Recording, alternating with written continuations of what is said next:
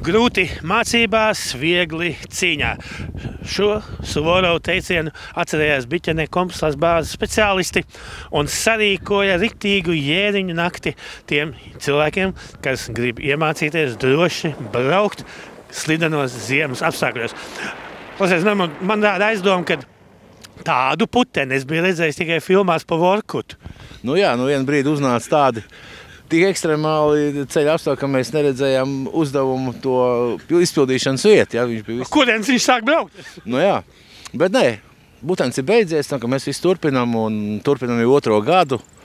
Un pieprasījums pēc šīm konsultācijām ziemas drošai braukšanai ir joprojām ļoti liels, ļoti augsts. Cilvēki ļoti labprāt visu uzklausa, ņem vērā mūsu padomus, un par to liecina arī rezultāti, ka šis stundas beigās jau praktiski tie, kas ļoti nedroši jutās, tomēr ir pārvarējuši sevi daļa bailes, daļa neziņu, bet jūtās daudz drošāk uzslidenos ceļa apstākļos. Kā tur ir? Vai ir vēl kādas iespējas pat mēģināt pieteikties, ja jāapmierinās ar to domu, kad nākošu gadu? Es nebūtu droši pateikt, vai mēs šogad vēl varēsim februārī kaut ko darīt, bet ja būs pienācīgi laika apstākļi, kas atļaus mums šo apmācību veikt, jo vajadzīgs, lai būtu sniegs, ledus, lai šie apstākļi nebūtu kā vasarā braukšana pa asfaltu, protams, kad mēs turpināsim. Man liekas, kas ir ārkārtīgi simpātiski šī pieeja nelielās grupiņās, 2, vienlaicīgi pa 10 cilvēki, katrs atsevišķā trasē.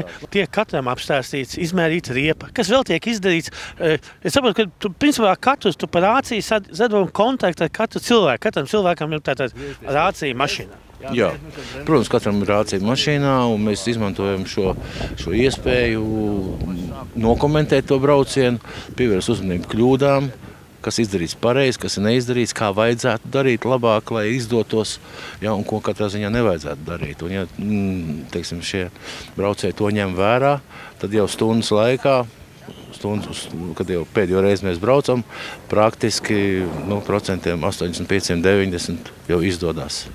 Cik viņi reizes dabūna izbraukt un, tos komentārus viņi dzird pa visiem 7, tā kā, ja kāds, uzmanīgi klausās, viņš var klausīties arī citu kļūdas.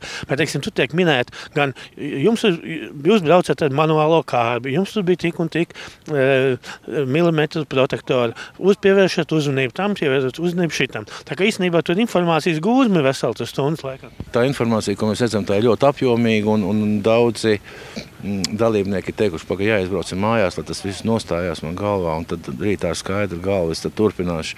Jo, tā informācija, ko mēs stundas laikā dodam, ko saņem šis braucējs, patiešām ir apjomīga un arī interesanta, un es domāju, arī vajadzīga. Tas līmenis, ja mēs salīdzinām arī pagājušo gadu ar šo gadu, noteikti viņš ir zinām pakāpe augstāks. Kas ļoti visvairāk priecē, tas ir tas, kad, ja mēs pagājušajā gadu redzējām mašīnas tur, tādu diezgan švakiem protektoriem bija. Tad šogad tie švakie protektori ir samazinājušies, kur protektoru dziļums ir 3–5 mm.